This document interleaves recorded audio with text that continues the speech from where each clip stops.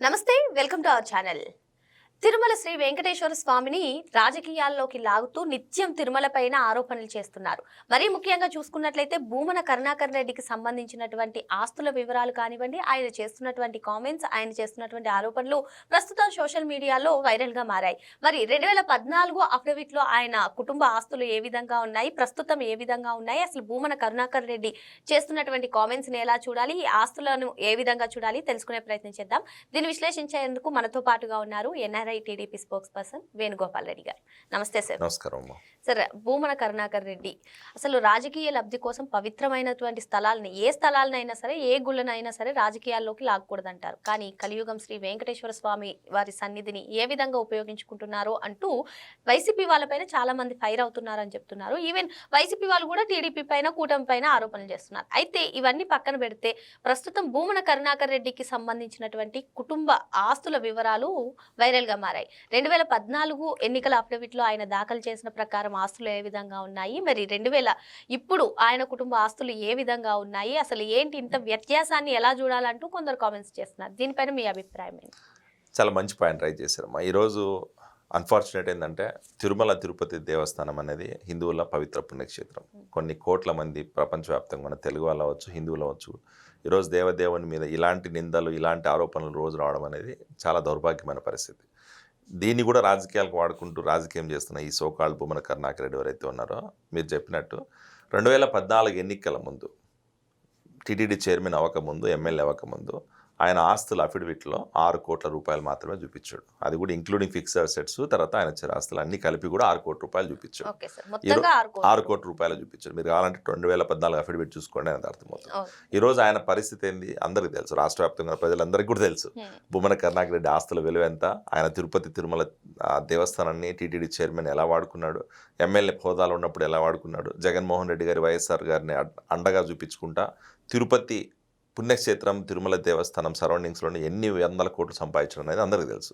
So ఇలాంటి అవినీతి చేసి, ఇలాంటి దుర్మార్గమైన పనులు చేసి, ఇంత దుర్మార్గమైన రాజకీయ క్రీడ కోసం ఈరోజు మళ్ళీ తిరుమల తిరుపతి దేవస్థానాన్ని రాజకీయం వాడుకుంటున్నాడు.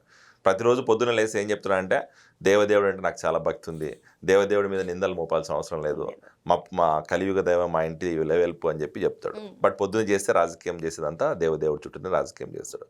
దానికోసం జగన్మోహన్ రెడ్డి గారి మెప్పు కోసం అవ్వచ్చు, లేకపోతే వైఎస్ఆర్సీపీ సిద్ధాంతపరంగానే వాళ్ళకి హిందువులు అంటే పడదు కాబట్టి, లేకపోతే దేవదేవుడి మీద ఎలా అయినా కూడా ఈరోజు బురద జలాలన్న భావంతో ఇలాంటి రాజకీయాలు చేస్తున్నట్టే కనపడుతుంది. ఖచ్చితంగా ఏంటంటే టీటీడీ చైర్మన్ పదవిని వాడుకొని ఆయనకున్న రాజకీయ అనుభవంతోనో, లేకపోతే ఎమ్మెల్యే హోదాతోనో ఈరోజు 6 కోట్ల నుంచి 600 కోట్లు, 700 కోట్ల రూపాయలకు కూడా సంపాదించిన పరిస్థితులు మనం చూస్తున్నాం. ఆయన తిరుపతిలో ఉన్న ఇండ్లు చుట్టూ ఉన్న ప్రాపర్టీసే చాలా 100 కోట్ల ఆస్తులు ఉన్నాయి.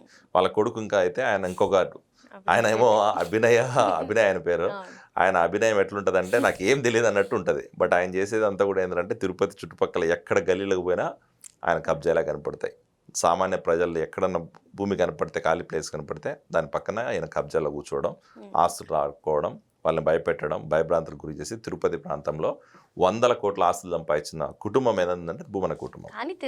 కానీ తిరుమలని అడ్డు పెట్టుకుని రాజకీయం చేస్తుంది చంద్రబాబు నాయుడు గారే అంటూ ఇటీవల ప్రెస్ మీట్ పెట్టి భూమన కరుణాకర్ రెడ్డి గారు ఆరోపించారు. అంతేకాకుండా ఏదో పరకామణిలో చోరీ జరిగిపోయింది అని చెప్పి మమ్మల్ని అన్నారు. ఈవెన్ మేము రవికుమార్ గారితో లోక్ అదాలత్లో రాజీ చేయించుకున్నాం, కానీ 2025లో పరకామణిలో చోరీ గురించి ఎవరు మాట్లాడరే అంటూ పెంచలయ్య పేరు చెప్పడం ఏంటి, ఈ మ్యాటర్ని ఎలా చూడాలంటారు?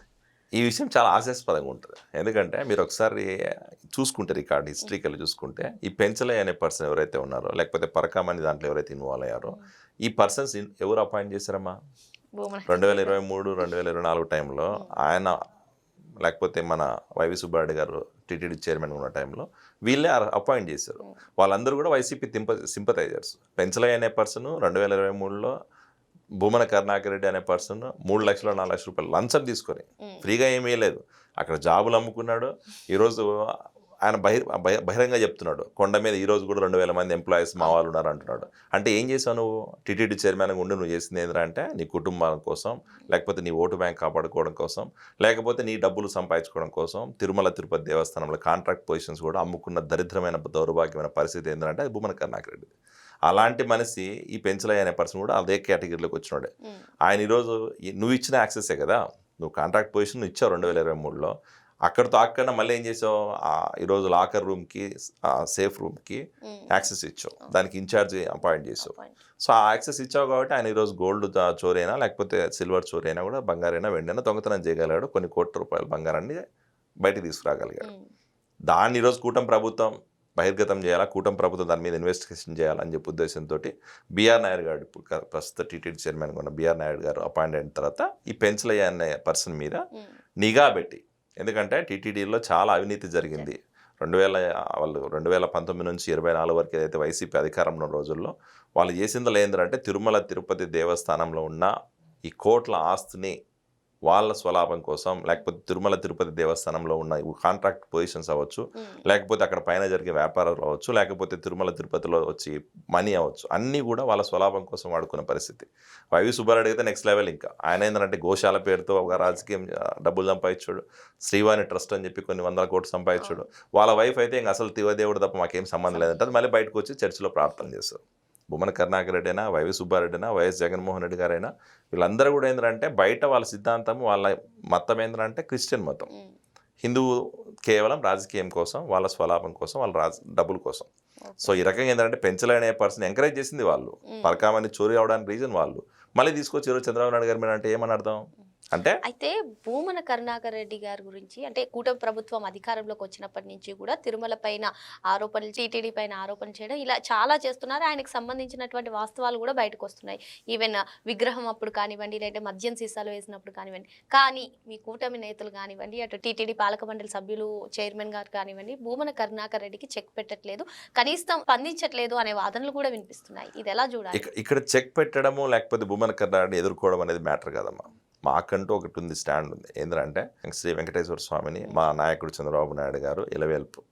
చంద్రబాబు నాయుడు గారి కుటుంబంలో ఈరోజు నారా లోకేష్ గారి కొడుకు బర్త్డే దగ్గర నుంచి, నారా లోకేష్ గారు మ్యారేజ్ యానివర్సరీ దగ్గర నుంచి, లేకపోతే చంద్రబాబు నాయుడు గారు ఏ పని చేసినా కూడా అది శ్రీవారి పాదాల దగ్గర నుంచి బర్త్డే రోజు ఇచ్చేటువంటి కూడా వాళ్ళు కామెంట్స్ అంటే ఇప్పుడు ఏంటంటే మంచి చేసే వాళ్ళ మీదనే బురద చల్లుతారు. ఏదంటారు, ఇది ఒక సామెత ఉంటుంది, ఏమంటారు, కాయలున్న చెట్టుకి రాళ్ళ దెబ్బలని. సో ఈరోజు చంద్రబాబు నాయుడు గారి మీద వాళ్ళకి ఏమీ చేయడానికి లేదు, ఆరోపణలు చేయడానికి. సో ఈరోజు దాన్ని తీసుకొచ్చి వాళ్ళు చేసిన తప్పులు కప్పిపుచ్చుకోవడం కోసం భూమన కరుణాకర్ రెడ్డి చేసిన కల్తీ లడ్డు వ్యవహారం దగ్గర నుంచి, పరకామణి దగ్గర నుంచి, లిక్కర్ బాటిల్ సప్లై దగ్గర నుంచి, లేకపోతే వాళ్ళ కాంట్రాక్ట్ పొజిషన్స్ అమ్ముకునే దగ్గర నుంచి, ఈ రకంగా ఏంటంటే తిరుమల తిరుపతి దేవస్థానాన్ని భ్రష్టు పట్టించినారు వాళ్ళు. అలా కాదు, ఇంకోటి నెక్స్ట్ లెవెల్ ఏంటంటే ఇప్పుడు తిరుమల తిరుపతి దేవస్థానంలో ఏదైతే ఉన్నాయో షాపులు ఉన్నాయో, ఆ షాపులు రోడ్డు పైన స్ట్రీట్ షాప్స్ ఉంటాయి కదా, వాళ్ళ దగ్గర కూడా వాళ్ళు రోజువారీ డబ్బులు కలెక్ట్ చేసిన పరిస్థితి ఉన్నాయి. అంత దౌర్భాగ్యమైన పనులు చేసారు వాళ్ళు. వాళ్ళు చేసినవన్నీ బయటకు వస్తున్నాయి రోజు ఈరోజు బయటపడే కొడుకుద్ది. దాన్ని ఎట్లా కవర్ చేసుకొని అర్థం కాలే. దానికోసం రోజుకొక డ్రామాకి తెరలేపుతున్నారు. దానిలో భాగంగానే చంద్రబాబు నాయుడు గారి మీద, కూటమి ప్రభుత్వం మీద బురద జల్లడం. ఈరోజు కూటమి ప్రభుత్వం ఏదో వాళ్ళ మీద కక్ష సాధింపు చర్యల కోసం ఇట్లాంటి బయట తీసుకొస్తుంది అంటారు. కానీ నిజంగా మీకు ప్రూఫ్ చూపించరా భయ్? చూపించట్లేగా మీరు. ఈరోజు పరకామని ఇష్యూ బయటకు వచ్చింది, దాన్ని ఏం చేశారు? మీరు దాన్ని కప్పించుకోవడం కోసం ఏదో డబ్బులు ఇచ్చేసేసి చేస్తున్నా. ఎందుకని ప్రభుత్వం తరపు నుంచి కానివ్వండి, టీటీడీ తరపు నుంచి కానివ్వండి చర్యలు లేవు? చర్యలు అంటే ఇప్పుడు ఒకటమ్మా, బేసిక్గా ఏంటంటే ఇప్పుడు పెంచలే అనే పర్సన్ అవ్వచ్చు, ఆయన అరెస్ట్ చేసే ఇన్వెస్టిగేషన్ జరుగుతుంది. అలాగే పరకామణి దాంట్లో ఇష్యూ జరుగుతుంటే ఆయన ఏమయ్యాడో చూసాం, ఆయన పరిస్థితి ఏమైందో. ఆ తర్వాత ఇప్పుడు కరుణాకర్ రెడ్డి గారు లేకపోతే వైవి సుబ్బారెడ్డి గారు చేసిన కల్తీ ఏదైతే లడ్డు వ్యవహారం ఉందో అది ఈడీ ఇన్వెస్టిగేషన్లో బయటకు వచ్చాయి.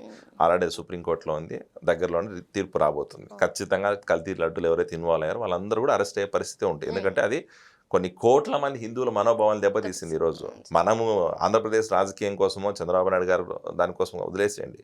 ఈరోజు దేశవ్యాప్తంగా హిందువులందరూ కూడా లేకపోతే ఈ నేషనల్ ఛానల్స్ అన్ని కూడా ఈరోజు బహిర్గతం చేసే పరిస్థితి.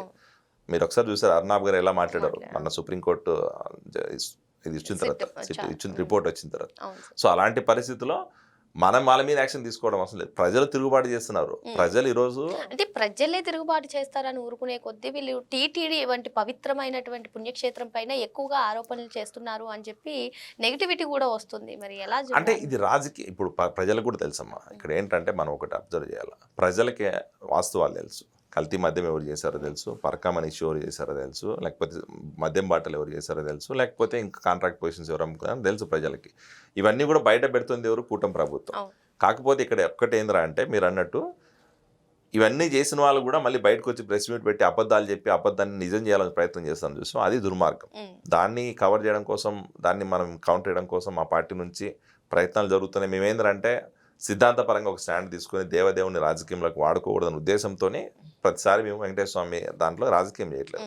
ఒకవేళ నిజంగా రాజకీయం చేయాలంటే భూమన కరుణాకర్ రెడ్డిని వైఎస్ సుబ్బారెడ్డి గారిని నెక్స్ట్ డేనే అరెస్ట్ చేయొచ్చు.